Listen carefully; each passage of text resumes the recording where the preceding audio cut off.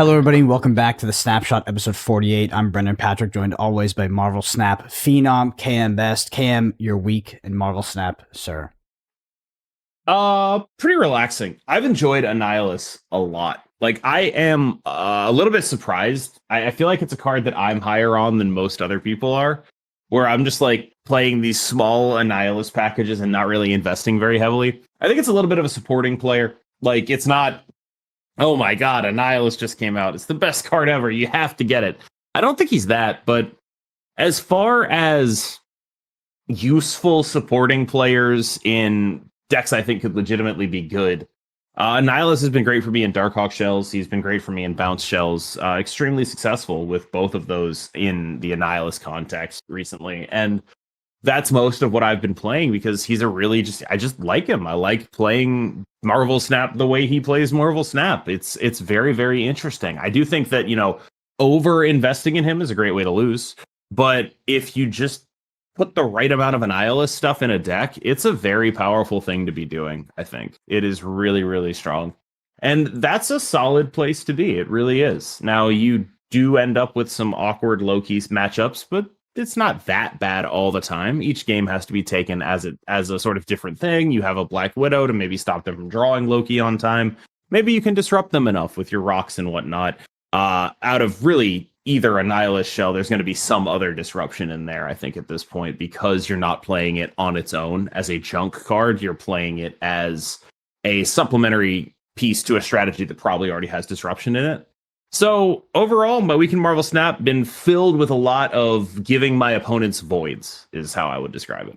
Yeah, and I guess it's a good time to mention that this one is definitely a scoreboard for you, because this was a card that you called back in the season preview, and I was definitely down on it, and you were me like, nope, put it in this package. We're doing these kind of things, tossing things over to the corner. And yeah, I mean, I think you were more right. I was definitely down on this card. This card looked very unimpressive initially to me. I think that I needed more context because it's a context-based card, and like what sort of shell it fit into was. And these junk decks are really, I don't think I've ever played one in my entire life before Annihilus came out.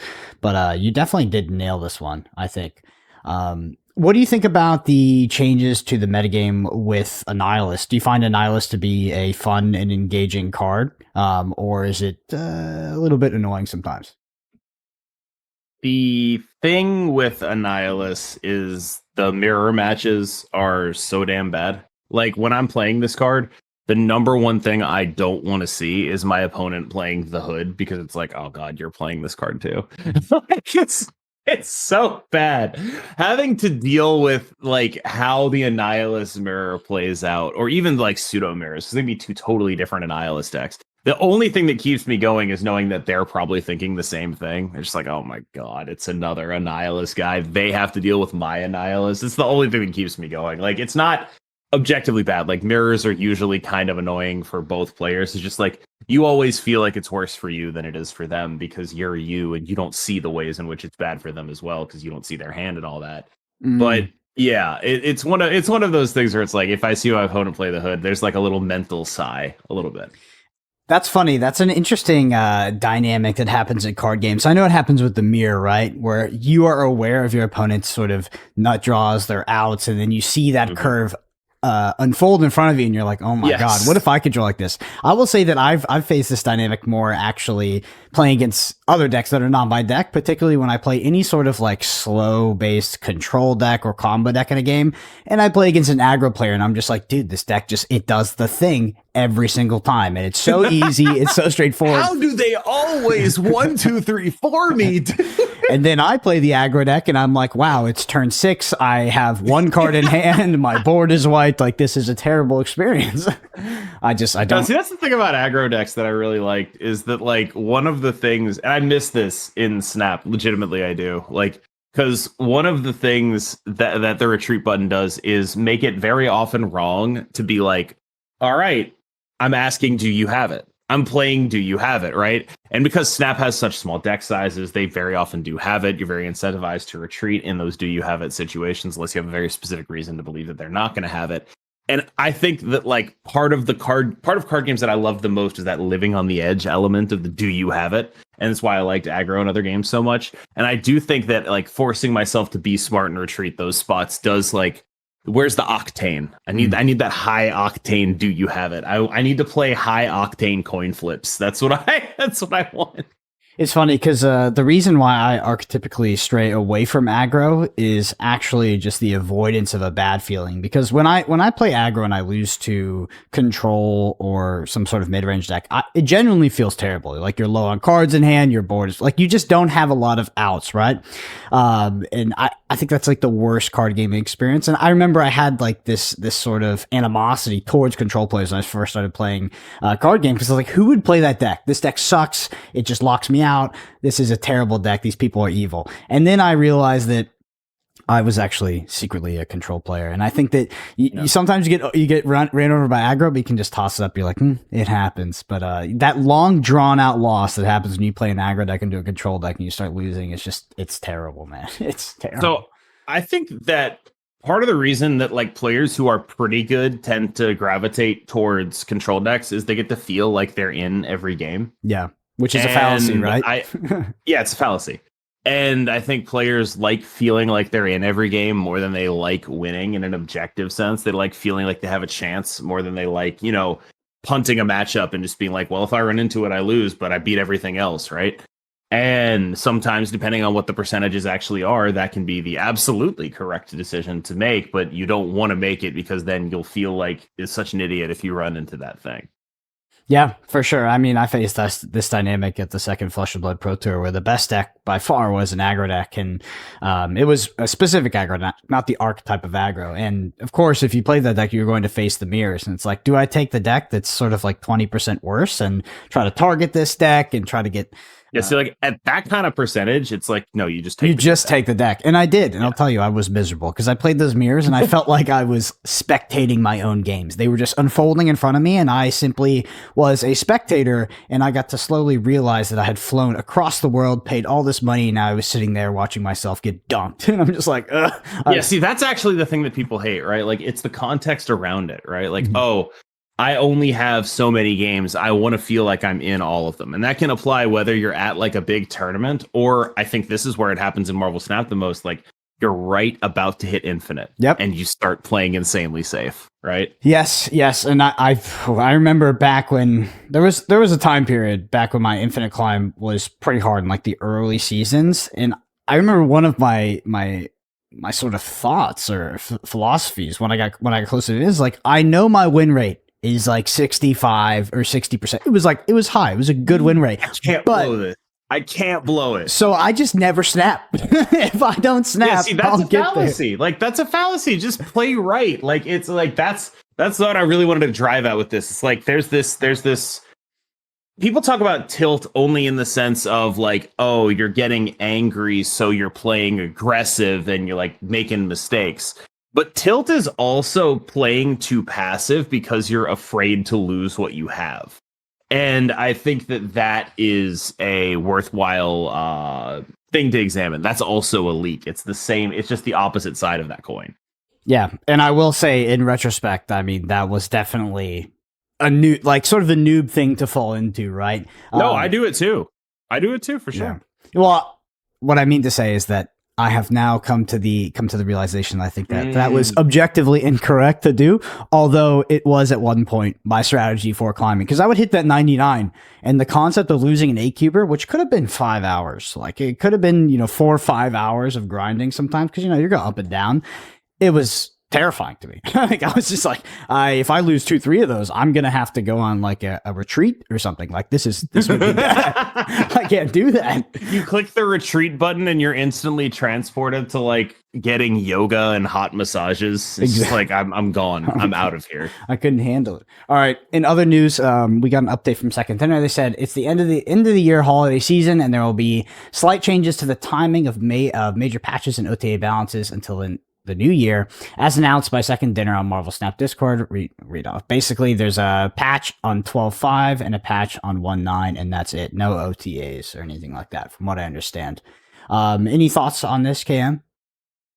Seems pretty dumb to me. Yeah. I feel like right now the game is more in need of balanced attention than anything else. That said, yeah, they probably should give their people time off. It's good that a company is doing that, and I'm not going to get mad about it. But I just think that like right now at this specific time, even one OTA could be pretty helpful. Like, I don't know. I am at the point where I feel like if they don't fix Loki in the 12.5 patch, it gets to this point where it's just like, okay, are we seriously doing this for another month? Mhm. And the answer is no, we're actually doing it for more than another month. So it's like, I don't know. I just feel like they really should fix Loki. And if they do that in the patch on the 5th, I believe, then I won't really have any complaints. But if they don't, it becomes one of these situations where the metagame just stagnates a little bit for another month. And I don't think the metagame's a bad metagame right now. I just think that like there are a lot of decks people don't like that are good. And a lot of the root causes of that are Loki. And I think this is one of the dynamics that I've been thinking about a lot recently is like, okay, how do you beat Loki? You beat Loki with these early ramping up strategies, right? Like, so cards that Loki gets are not good for them. An example would be the Dark Hawk werewolf thing, right? Your werewolf as the Dark Hawk player comes down very, very early. Your Dark Hawk has multiple Korgs going into it. It's going to be bigger than the stuff they get. Your werewolf coming down early is going to be bigger than the stuff they get. And that is sort of the premise of how you beat Loki. But it's like, okay, so you're relying on these asymmetrical scaling early threats. You know what's really good against those asymmetrical scaling early threats is Professor X Alioth stuff. And so, like, in a way, that all comes back to Loki's being Loki's fault again. Because the way Loki forces you to deck build means that you are now more vulnerable to this Prof X Alioth scam. And so it's like, that's really annoying. Like, that's a really annoying dynamic because Loki is not only, you know, keeping a lot of fun stuff out of the meta, shout out to Thanos, but also creating these Prof X Alioth scam decks that are basically just Thanos-less Thanos, like Thanos without the fun, and putting them in a better position to succeed because they're good against those early scaling threats that you need to play in order to have a reasonable game plan into Loki. I also think that Marvel Snap at this point is somewhat predicated on its dynamic and influx metagame, right? Which is somewhat facilitated through OTAs and patches, at least in theory, Yeah. right? Sometimes they don't hit and we end up with the same metagames. But having a almost guaranteed identical meta for 1 to 2 months would be an interesting thing to run into for Marvel Snap. I'm not saying that's going to happen, but just sitting with the same decks. Because usually we get these sort of frequent OTAs that they at least have the potential to shake up what's going on. So I will say though, it's hard. Yeah, like you said, we're in this weird dynamic where we as the customer will definitely, as customers, as players, might take the hit on this adjusted balance patch cadence because maybe it's not frequent enough. But at the same time, us as human beings are like, yes, definitely give them give them like, holiday. I would absolutely like specifically they should do it. It just sucks that it happens at this time. I don't want them to be working over the holidays, so obviously I hope they, you know, nerf Loki in the 12.5 patch. That is my hope at the very least. Yeah. For the record, people have asked me this in terms of content creators getting to see the patch notes early. I can tell you 100% that no content creator will see the patch notes this far out. I know people have asked me that. It's just like, I can tell you that is not a thing. It has never been a thing. Hypothetically speaking, if content creators were to see patch notes early, it would never be this early. I can tell you that much. Yeah. All right. Well, in other news, purely hypothetically speaking, they announced that they will be increasing the playtime test of cards by 4 weeks.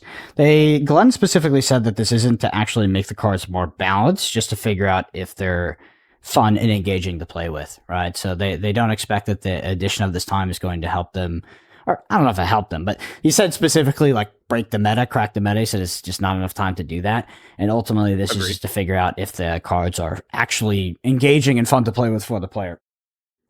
So just an update on that. I think what it should do is help cut down on overwhelmingly high misses. Mm-hmm. Like, I think it has become clear to me that they did not build either their Loki or their Elsa decks correctly. And once you make one mistake like that, it cascades. Mm-hmm. Because you didn't build your Loki decks correctly. You think Elsa is okay to release and you don't realize it slots in right like that.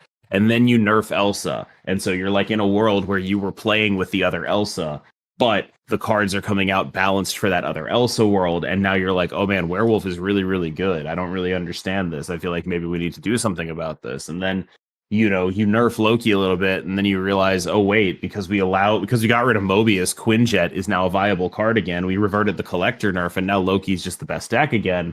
And so you end up in this spot where the decks you were playing with in a testing group are just not the same thing that a player ended up coming up with. And I think this is where Marvel Snap should shine, which is why it's so odd that they don't do anything about Loki, because like their patch cadence should be built for this. And the fact that it hasn't worked so far, like it's not that like, oh no, they need to be on call for fixing this over the holidays. It's that like, why wasn't it already done? I have a little bit of a story time, but I'm just gonna tell it. So we might be hitting the card, the bingo card for a Flesh and Blood story, but this one's freaking hilarious because it just came to multi-year. There was an answer, an excuse that was given a couple of years ago at Pro Tour #1 for the design of a hero. It said, "Oh, based on this card that was banned, that it existed in testing, it kept this hero in check." Well, full circle. We go to the World Championships here in Barcelona, and there's something called a living legend format. So the heroes that have rotated out, and these heroes rotate out based on wins, is now legal again. 8 of the top 8 is this hero. But the card that they said kept this hero in check during testing, and the reason that this hero was released, because it was so overwhelmingly broken and unbalanced, existed in this format. I'll tell you, Cam, it didn't do anything. It didn't do anything because the excuse was it was so bullshit when they gave it. They were like, they printed this card that was just ridiculous. Like the numbers on it were insane, and the hero basically dominated, and it was the best deck by far. And the hero ability and in Flesh and Blood, the hero starts in play, so it's just like, it's persistent, it's there, and it made the deck really overpowered. But they were saying that this card called Plunder Run helped keep this hero in check. Well, finally, a couple years later, we relive this format, relive this hero. Plunder Run is legal in the format, and lo and behold, as we all suspect, it does absolutely nothing to contain this hero. And it was just funny because people, of course, immediately the Twitter was hilarious. But 8 of the top 8, it was just incredible. Speaking of Twitter, hold on, I want to branch off of this. I saw some stuff that really annoyed me recently, and this is Cam's soapbox. Play a little intro for me. You're not going to play an intro, but maybe you will. I was watching Indiana Jones on the flight, but I can't remember the theme song. I would have. Yeah, just like play. You can't remember the Indiana Jones theme song? I was. There it is. Yeah. All right, soapbox. Yeah, you know, really? That's crazy. All right. Anyway, so my soapbox time. People have been like, oh my god, they changed the price of this bundle from the data mine, the Fiona Shea Bast bundle. And I just want to say, if you're someone who is on the internet, like, I don't know a better way to describe it other than to say rabble rousing over the fact that a data mine is not the same as the official thing. Like, I never fucking want to see it again. I never in a million fucking years want to see someone be like, I can't believe they changed this from the data mine. How could they betray us like this? When every single time, not one time has Second Dinner said, yeah, data mines are totally real and you can actually trust them 100%. Every single time anyone asks, they say, data mine content is not final and is subject to change at any time. Every single fucking time. And people always assume it's like for dumb fucking reasons too. It's like, oh, why did they change the price of this bundle? I don't know. But you also don't know that they did it right then, because the way data mines work is they look in the client and they see what's planned. And people always assume the reason for the changes, right? They assume the reason for the changes is like immediate, right? Which is what I mean by that is people look at changes from something from data mined to live, and they assume it is about doing something specific. They assume it is like a reaction to something rather than just like, okay, so my deadline for changing these numbers is the 23rd. I gotcha. I'll change them on the 23rd, right? Like, if I were someone who was changing something from data mine to live, I would do it at the latest possible moment because I'm a normal worker, right? Like, if I I love submitting things right at the deadline. Why would I submit it early? And I feel like a lot of people just read that stuff and they're like, oh my God, they made a last minute change to screw us over. And it's like, when else would they make that change? What? I don't understand. It also just change ever be made? Fundamentally doesn't screw you over. It's just the price of the product on release. Like it doesn't. Yeah, the for this one, it was a bundle.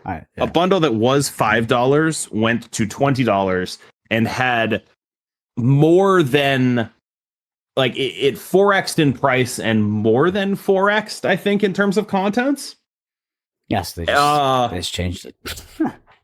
And like it ended up being a great buy for anyone willing to drop $20. And I think the thing is like there's a lot of people who are not willing to drop $20. And like what's actually happening there is not people that are like, oh my God, you've betrayed me, Second Dinner. This was data mined, and you told me I could trust data mines. I think what's actually happening is people are just like, damn, I really wanted that variant for $5. I don't want it for $20. Yep. And whenever people are in that situation, they tend to do a thing where it's like, oh, you would have made so much more money if you sold this for the price point I would have bought it at. And that is one of my least favorite things to see on the internet. And so this mixed up two things. One is like people being purposefully obtuse about what data mines are. And the second is people like projecting their situation outwards onto everyone. And so like that's this confluence of, I swear to God, the next time I just need everyone who makes, like, I don't even know the right way to say it, like makes this sort of content where they get mad about data mines or whatever. I just wait. Please, you say makes this sort of stop. content. You said Twitter. Are you talking about people tweeting about it, or people make videos about it? I'm talking about content creators. Okay, yeah, that's okay. Tweeting, yeah. Like it's like there's like we're talking about like mostly like there's like a certain I don't know exactly the right way to phrase it. There's a certain genre of Marvel Snap content creator who is less gameplay content and more economy focused. Guys that like rate bundles and things like that. News, guys right? that look like, very far. It's like a news, YouTube archetype. It's like news and news there's a certain information. archetype. Yeah. Yes, there's a certain archetype. And that archetype of player or archetype of creator seems to be the group that is most upset about this. Where it's just like, I counted on this, and then they pulled the rug out from under me. And it's like, no, what you do fundamentally is give advice based on data mines, and there's no guarantee that those are going to be the same thing. And I just think that like there's a line after which you don't really get to say stuff like Second Dinner pulled the rug out from under you. You just don't get to be mad about a data mining being different than the actual bundle. You don't get to be mad about that. It's like an insane thing to be mad about. Like, oh, I expected High Evo to release at 4.7 and it released at 4.4, and that's bad for some reason. Mm-hmm. Like stop.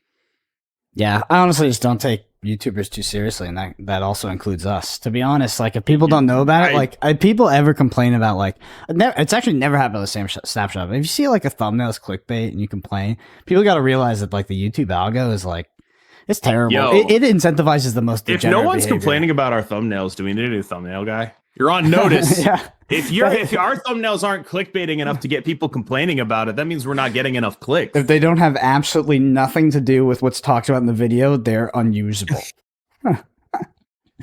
I'm so sad about the Players Betrayed one. That was such a sick thumbnail where we had one that was like Players Betrayed for the Mobius, and then as soon as we released that episode, they renounced they were reverting Mobius, and so there goes all our Players Betrayed. That was actually upon processing, by the way. It wasn't even in editing. It wasn't up. It was in processing. It means you clicked go live, and it was not processing, and it was like, oh, by the way. I was like, great.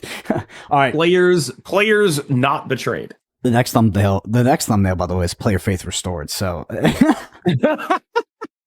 yo, wait, we should have done like a Dark Souls thing. Player Faith Restored. That would have been sick. Oh man, that would have been good. Yeah, but for people who don't understand, the reason why YouTubers and YouTube is so degenerate is just because like that's just how it works. The idea, like the ethos, like the ethical ethos behind YouTubing is like, at least from my perspective, is like you sort of followed the herd, I guess, and sort of like what you do for thumbnails and titles, but then you just hope that what's underneath the surface, like your content, is actually enjoyable and valuable to people. Some people don't. Some people, that's not their strategy, but that's the idea, is like you still go with the degenerate clickbait thumbnails and titles, but you hope you put a little bit of substance under it. And then you become an F3 Is that what I'm YouTuber. supposed to be doing? No. I'm supposed to be putting substance on there? Yeah. Like good content? What are you talking about?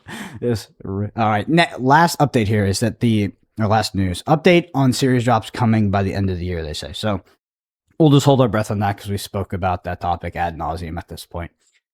Anyway, I honestly feel bad about how, I guess I don't even know if the right word is angry for how I was in our last podcast. I was just like, why is it like this? Like it was very I think someone being nice to me would be like speaking truth to power, but I just feel like the headspace I was in was a very, not necessarily dark one, but like maybe a little overly negative, honestly. I don't know.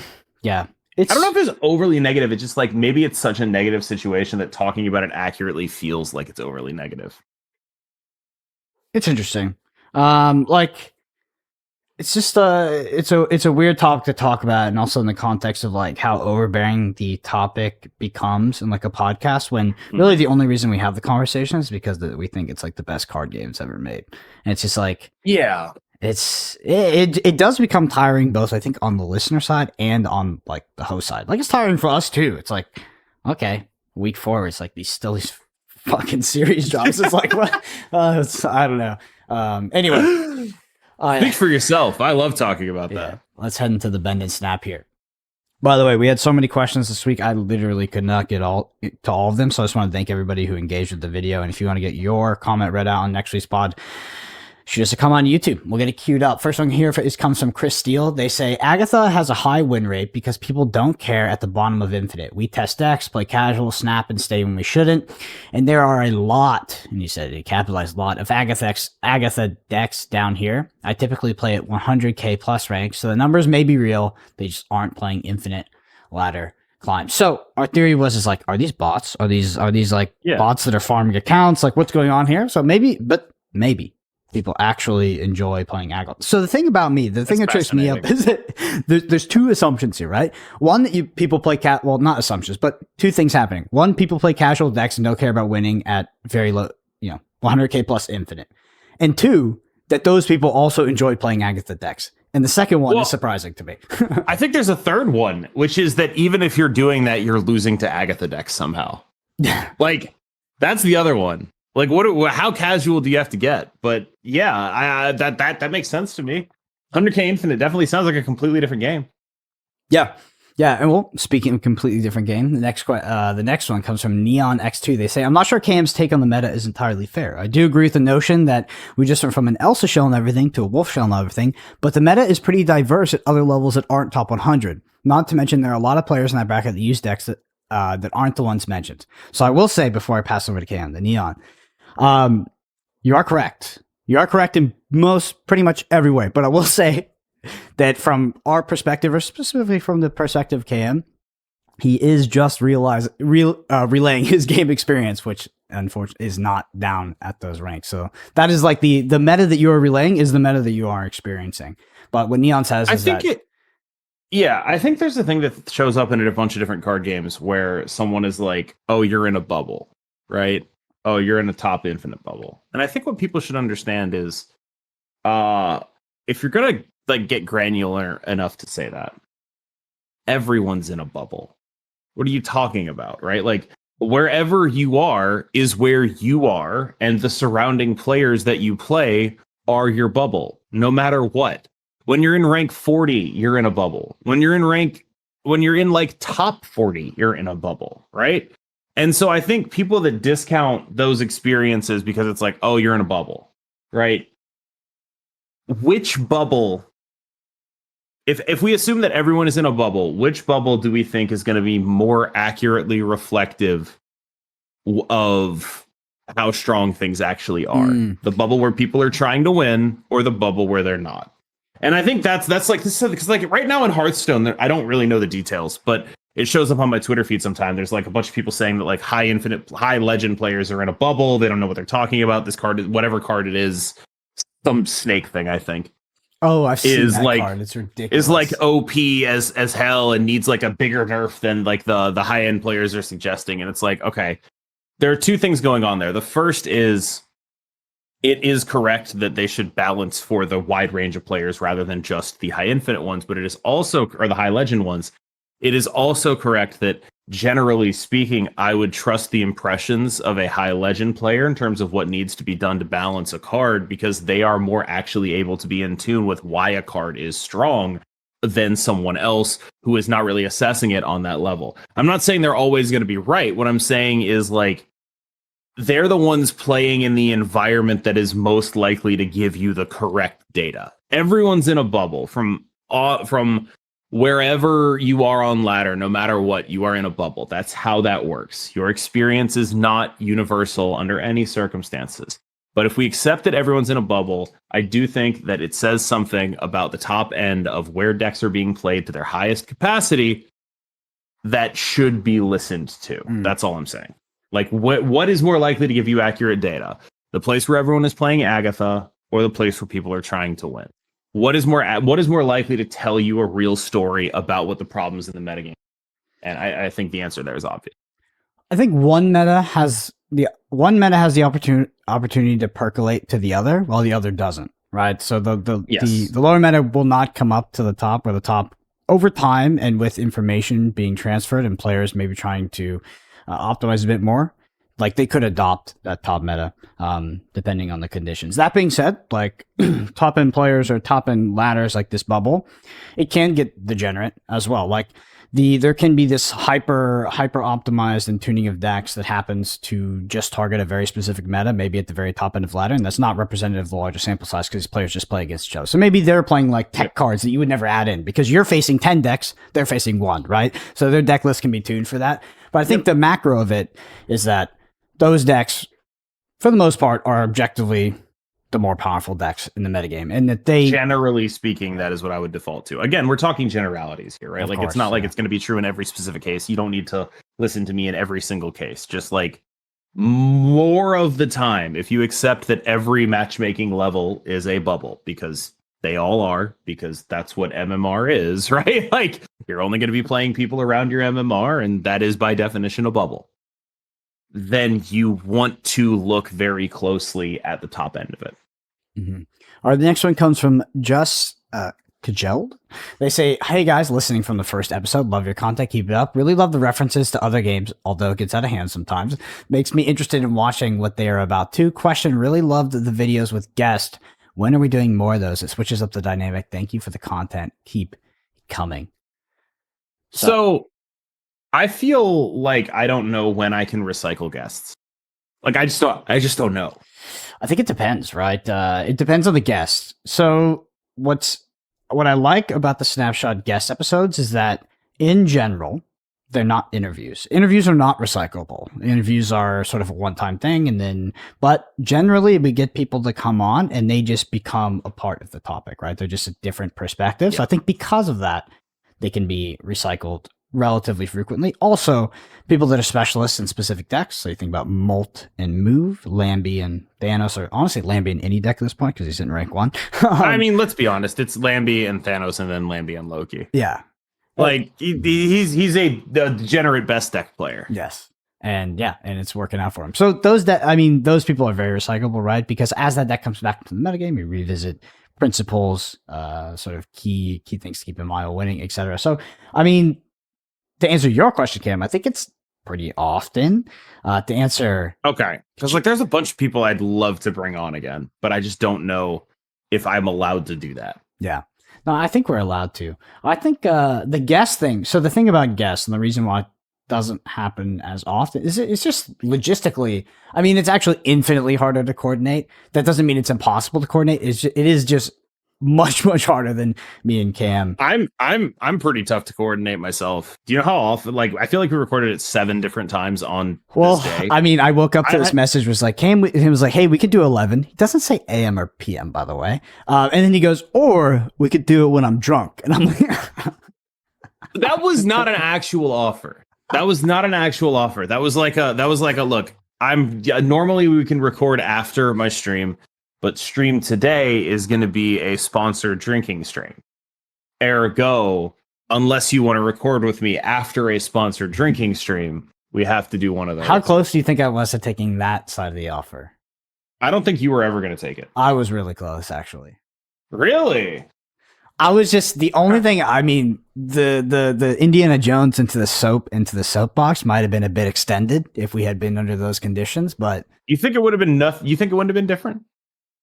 No, I mean, I think it would have. I don't know. May have been some more. You thought it would have been good content. You were like, "Let's farm this." I was like, maybe it'll be fine. You know. Also, I thought 11 a.m. was going to be p.m. because Cam's not generally not an early bird. I don't think. I don't like being awake early. I don't like being awake now, but recording now means I can go take a nap. Yeah, true. So we'll work on it. We'll probably get some of our old guests on. And yeah, I like switching to dynamic too. It's nice. So thanks for the question. Next one here is vis_YouTube. They say, are feature locations bad for the game? I watch a few streamers on the weekend and they're tired of playing the ladder because of feature locations. Do you think they should rework the post-infinite system? Being 2,000 stat points from the top discourages me from wanting to climb since it's impossible unless I treat it like a job. So there's 2 questions here, which I didn't realize. Yeah. Okay. Over to you. Do you want to take either of them? I'll take none of them. Okay. Question number 1. Do you think they should rework featured locations? Yeah, they suck. I hate them. Question number 2. Hold on. Let's talk about question 1 for like 5 more seconds. Mm-hmm. The featured location Sunday is eternity range, and I am fine with that because it means there's nothing that I really have to change. And that is really the issue. Why am I the most fine with featured locations when they are doing the least impact? As soon as they have any impact on deck building, I'm just like, oh, I hate this so much. Get out of here. Get out of here. I hate featured locations. I understand the philosophy. I don't understand the ideology, though. Like, I know that they're sitting... I get where they're coming from. I just don't like it. Yeah. It's a valid thing to do. I just don't like it. It's okay to have an opinion, right? Oh my god, I gotta do a Flesh and Blood reference again. Anyway, Magic had the same thing. Wow, a Flesh and Blood reference? I've never heard that. Pro Tours are both their tool format, they're constructed, and their draft. The whole thing is that the ethos is that the best player, the most well-rounded player, becomes the champion. Sure. My opinion, though, I fucking hate split format, dual format tournaments. It sucks. Everybody dreads the draft rounds. It's reflected in the stream. It's literally reflected everywhere. It's a very, very small minority of people that actually enjoy that, and most people hate it. And that's just my opinion. So I'm also with you on featured locations. I understand the deck building thing. For players that like to deck build, featured locations can be interesting. You can get ahead of the metagame for the first person to sort of break a location, I guess. But I think a lot of us, it just feels like a burden. And you're just like, I guess I'm not playing today. Yep. Over to you. Second part of that question, though, was, do you think they should rework the infinite system 2,000 ranks behind? I think that you can very easily overcome that 2,000 SP difference. Are we talking SP or ranks, actually? Snap points. Based on the question. Snap points? Okay. So that's just the kind of thing you'll have to work on over time. I understand you can't play it like a job, but you did get to infinite, and so you played enough to get to infinite, and then you can simply do that same amount of playing in infinite and let the system figure it out. Because as long as you're going upwards, even with the resets, you should be fine. Mm-hmm. That said, I don't love the system. I do think it requires too much playing right now. There's not enough volatility in the rankings. Mm-hmm. Yep. Makes sense. All right, next one is Demo Evolved Gaming. They say, of the audience that is mobile gamers, they have a fixed amount of time and attention to play. When big new games come out, some mobile gamers will gravitate to it in lieu of their current game. Warcraft Rumble just came out. Some Marvel Snap players left. So the reason I brought this question up, Kim, is I wanted to inquire and get an update on your Warcraft Rumble journey. Yeah, stop playing. Okay, good. Are you happy that you were able to delete the currency from your bank account while you're playing that game? I didn't delete that much currency from my bank account. It was fun. I might play a little bit more. I don't know. I just bounced off. It was just like I played. I spent a little money. It was fun. We're moving.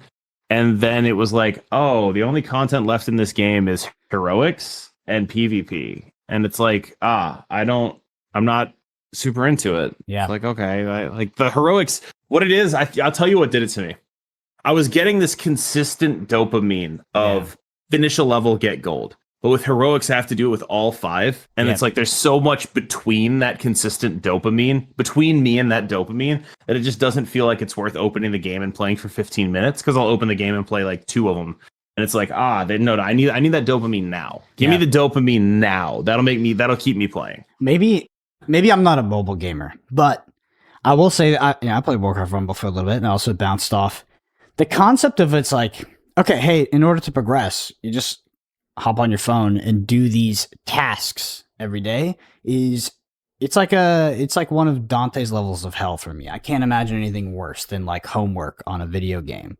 To like, and the tasks and the daily quests. Yeah. I know Marvel Snap has it too. I know, but it just exhausts me. It feels like a burden to play this game sometimes. I know that this is like the hook that gets people in on mobile games, like this little thing. But Marvel Snap has so much dopamine daily. But Marvel Snap's also an six, it's a card game, 6 quests. Yeah, it's also like an actual. Yeah. It's an actual game, right? It's not a. It's a really good game. It's not a Ponzi-nomic sort of currency extractor, which is what Warcraft. Well, Reddit may argue. Okay. Yeah. Yeah, so both of us, I think, we're off the Warcraft Rumble journey, which is what I might play it again soon. I've been feeling like I need another like just time killer game, but who knows? Yeah. All right. Next one, Adam. They said light/easier question for Cam. With his channel growing pretty steadily, how long does it take to read all the comments, and how much longer would it take if he liked every comment like he used to? So reading all the comments is something that happens over time. I am fairly weird about my YouTube videos, so what'll happen is like as it goes up, I'll check like what it's like after an hour, and then there's a button on YouTube that takes me to the comments, and then I read all the comments, and then I'll check what it's like after like a different amount of time, and then I'll see the comments that have been added since then, and I'll just go through them. Would it take longer? So like when I say I read all the comments, it's just something that happens in the course of me doing the thing. As far as going through and liking them, it wouldn't necessarily add too much time. It's just like a bit of an unnecessary thing for me to do. Does that make sense? Mm-hmm. Also, I learned right around the time that I stopped doing them that it sent people emails every time I did it. You'd get an email from YouTube like KM Best liked your comment. That definitely made me want to stop doing it. That definitely made me want to stop doing it for sure. But honestly, I don't actually think comments aren't all that overly, what's the word? Comments aren't all that overly overwhelming, I would say. Like it's like, you know, somewhere between 60 to 150 usually. It's not that bad. Yeah. It really isn't. I know I get emails as well, Cam. So I have my email attached to one of my channels, and it sends me comments sometimes. And this channel is 3 years old, so I rarely get negative comments. But so I remember the other day I opened my email. I was like, "Oh, what's this?" And I was like, "It was just the most cooked comment I've ever read in my life. It was just fucking way No. off." I'm not saying I get comments on the email. What I have. It turns out though, every time I like a comment, the person who left it gets an email. Yeah. And she's like, oh my God, that sucks. I just wanted to relay my experience with YouTube comment emails because it was a nice start to my day with some dumbass. Oh, yeah. He was just being very, very mean. I was like, great. My favorite thing is like I'll get a bunch of comments and like there'll be one where it's like this is a comment I get on every video. You take like the 2 cards in every deck that are Series 5. And then you go, oh, of course it has these deck in it. Of course it has these cards in it. Of course it's playing Nico and Werewolf. Of course it's playing Iron Lad and Goliath. Of course it's playing Jeff. Of course it's playing Miss Marvel. Pay to win. Like every possible card that anyone has ever spent money on, I get a comment that's like, oh, of course it's playing this. Of course it's a Darkhawk deck. Of course. Like I get it. And it's like, there's not a deck I can make that people will not give me that comment on. It has to be like all Series 3 or I'll get that comment. It happens every time. All right, the last one here is from Perplatypus. They say, not sure if you guys are second dinner have spoken about it, but now that we're over a year into the game, I'm curious how you think Snap will handle rotation or if it will have a rotation. The monetization seems seems at odds. I think they said as, but I think they must say at odds with the rotation system, while at the same time power creep and buffs without any type of power reset, I feel like severely limits the design space and leads to a Yu-Gi-Oh! Like power levels where the game is not recognizable Okay, after let's several. be real. It does not lead to that. Well, yeah. Oh my God. People, the bingo players are going to be losing their mind, or if you're drinking to this podcast with the bingo sheet, you're going to die because Flesh and Blood is also a known rotating format. And yeah, it's shit. They should rotate. They should rotate. No, I mean, I don't think with that, Marvel like, Snap though, because Marvel Snap is, it's, I don't know. They can design cards outside of quantitative power, right? And they can also tweak levels based off quantitative power. So they can always like, I think that they feel like almost at any time in the game, they can reasonably nerf a card into like A- tier by just changing the number. I think that generally speaking, in most card games, you have the choice of either rotating or power creep in order to make new cards release matter, right? Mm-hmm. So you have, those are really, it's kind of like a binary choice. But in Marvel Snap, you can use the constant OTAs as a source of pseudo rotation, which is you can keep the power level within a certain boundary while still releasing new cards that are exciting. And I think the risk of that, though, is that you end up in the Mobius situation where it's like, all right, we were keeping the power within a certain boundary, but one of our new cards broke it. Now we need to do something about that. And doing something about that constitutes like a betrayal of the consumer. Betrayal! Yeah, I mean, who would say that? Overdramatic. It's very overdramatic, right? But like it constitutes something that you don't want to do, right?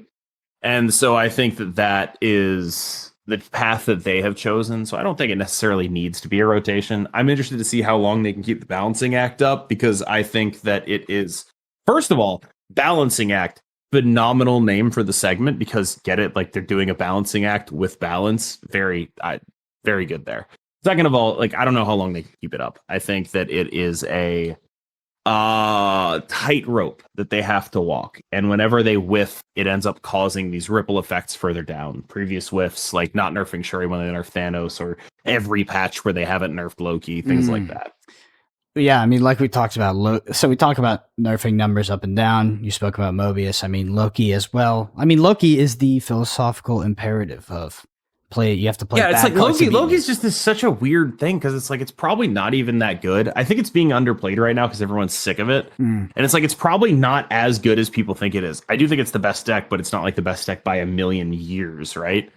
So it's like, yeah, it's hard to figure out a reason to ever play anything else, though. That's the fundamental thing. Like, unless you're thinking I just want to play non-Loki, it's hard to ever be like, yeah, I'm going to play something totally different. If you're looking to have fun, you know, there's always the Agatha decks. Yeah, I think you're right about pseudo rotation, by the way, and I think that that's their vision for the game, is they pseudo rotate cards via nerfing them. Not nerfing them to unplayability, but taking them down a peg when maybe they were in a fine spot, like they were just very played in the metagame, and just nerfing them so that something else has room to come back into the game. And I think it's like you said, it's a tightrope. It's a lot to manage, but so far, or at least in the past, it's felt decently elegant where the metagame has rotated with these like +1, -1 buffs. I remember when like Doom got that hit, and Doom kind of fell out of the metagame for a little bit. I like it right now. I mean, Marvel Snap, in terms of a card game, we're really spoiled. The fact that that the meta rotates as much as it does is insane. Because in other card games, it's like months and months and months of just like, holy shit.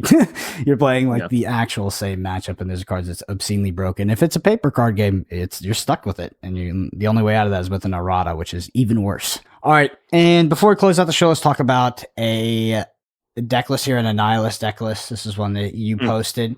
It's the Hood, Korg, Black Widow, Zabu, Shadow King, Rockslide, Darkhawk, Iron Lad, Sentry, Annihilus, Alioth, America Chavez. Just talk to me a little bit about this deck list, where it's positioned in the metagame, and some key tips on how to play it.